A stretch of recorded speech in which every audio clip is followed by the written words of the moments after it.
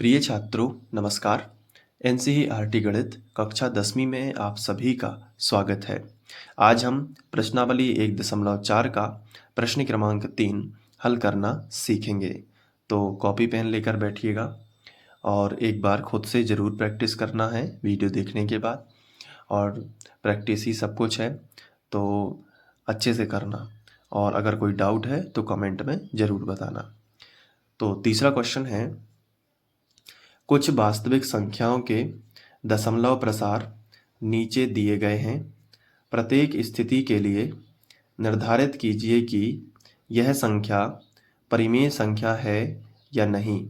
यदि यह परिमेय संख्या है और P/Q के रूप की है तो Q के अभाज्य गुणनखंडों के बारे में आप क्या कह सकते हैं। तो देखो, पहला क्वेश्चन हमें दिया गया है तो हम यहीं से स्टार्ट करेंगे।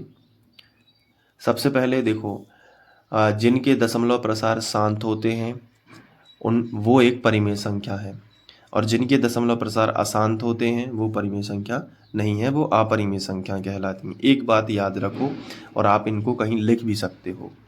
तो ये चीज़ आप लिख लो कि अगर दशमलव प्रसार शांत है किसी संख्या का तो वो परिमेय संख्या है, ठीक है। और अगर दशमलव प्रसार अशांत है तो वो अपरिमेय संख्या है। अब आपके सामने अशांत का मतलब होता है या तो उसमें डैश डैश लगे हों या एक ऐसा डैश लगा हो। तो इसको देख के बताओ, ये एक शांत दशमलव है क्योंकि कहीं ना कहीं इतने सारे अंक आने के बाद ये 9 पे समाप्त हो गई है, तो ये शांत दशमलव की कैटेगरी में आएगा। लेकिन दूसरा और तीसरा दोनों अशांत हैं क्योंकि दूसरा में डैश डैश डैश लगा हुआ है, तो ये भी अशांत है। और तीसरा में ये बार लगा हुआ है, तो ये भी क्या है, अशांत है। तो ये दोनों अशांत दशमलव हैं, तो ये दोनों अपरिमेय संख्या दिख रही हैं और ये परिमेय संख्या है।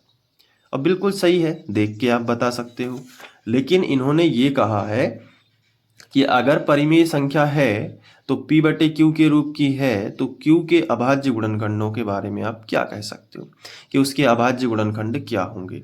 तो देखो, मैंने आपको इसके पहले जो क्वेश्चन करवाया है, प्रश्न क्रमांक पहला, मैं आपको दिखा देता हूँ। ये देखो, तो अगर उसमें किसी भी संख्या का अगर शांत दशमलव प्रसार होता था तो उसका मतलब है कि उसके हर में 2 या फिर 5 गुणनखंड जरूर होते थे। आप यदि इनका हल देखोगे तो हम वहाँ पे यही देखते थे कि इसका जो हर है वो 2 की घात या 5 की घात के रूप में है, इसलिए इसका दशमलव प्रसार कैसा होगा, शांत होगा। अब उसी का उल्टा करना है कि अगर कोई दशमलव प्रसार शांत है, जैसे ये पहला, तो इसका अभाज्य गुणनखंड क्या हो सकता है, 2 व 5। 2 हो सकता है या 5 हो सकता है। तो यही बस, इतना ही बस इसमें लॉजिक लगना है और सवाल बड़े ही आसानी से हो जाएगा। तो चलो फिर पहला जो है इसका आंसर लिखते हैं कि इसको हम कैसे लिख सकते हैं। जैसे 43.1 2 3 4 5 6 7 8 9 ये दिया गया है, तो इसका दशमलव हटाने के लिए हम क्या कर सकते हैं, 43 और 1 2 3, 1 से लेके 9 तक की गिनती, 1 2 3 4 5 6 7 8 9, और बटे में दशमलव का बनता है 1, और दशमलव के बाद जितने अंक हैं उतने जीरो, तो 9 जीरो है ना, क्योंकि 9 अंक हैं। तो 1 10 के ऊपर 9 की घात लगा दो, सीधी सी बात, या 9 जीरो लिख दो, फिर बाद में कर दो तो स्टेप ही बढ़ जाएगा, कोई दिक्कत नहीं है। तो ये एक परिमेय संख्या बन जाएगी। क्या बनेगी, ये परिमेय संख्या। अब इसके जो गुणनखंड हैं तो आप लिखोगे कि अभाज्य गुणनखंड क्या हो सकते हैं, अभाज्य गुणनखंड मैंने आपको बताया है कि 2 और 5 हो सकते हैं, तो 2 व 5 ही है, ऐसे लिख सकते हो।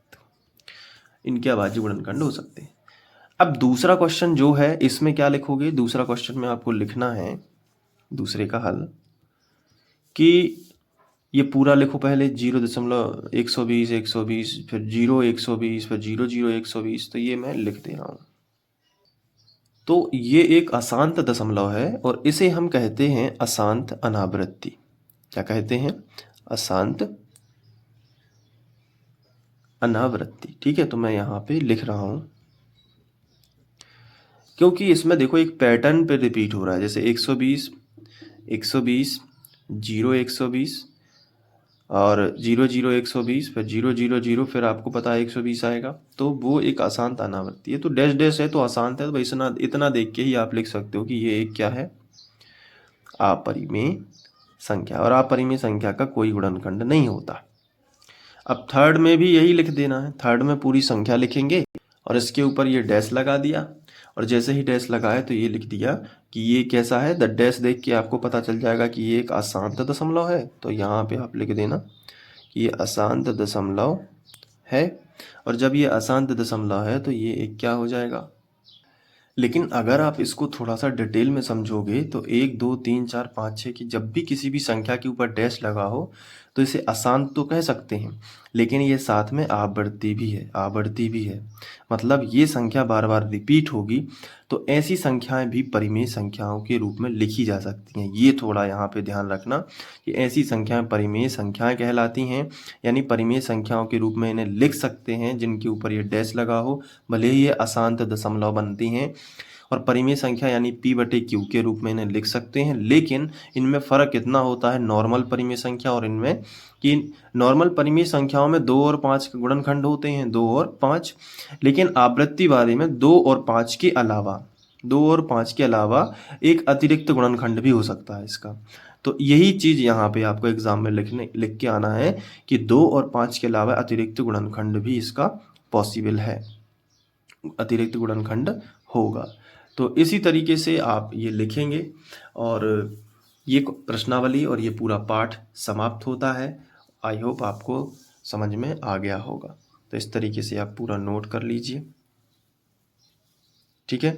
तो ये चीज़ें हैं, बस ध्यान रखना इसका आवृत्ति वाले का कि ये परिमेय संख्या हो सकती है, भले ही अशांत दशमलव है और इसमें P/Q के रूप में से लिख सकते हैं, लेकिन इसमें अंतर ये है कि नॉर्मल परिमेय संख्याओं में 2 और 5 गुणनखंड होते हैं, लेकिन इस टाइप की परिमेय संख्या में 2 और 5 के अलावा कोई तीसरी संख्या भी हो सकती है, तो इसके अतिरिक्त भी इसका गुणनखंड हो सकता है।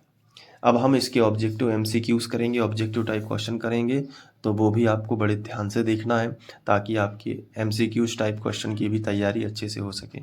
मिलते हैं नेक्स्ट वीडियो लेक्चर में। Thank you.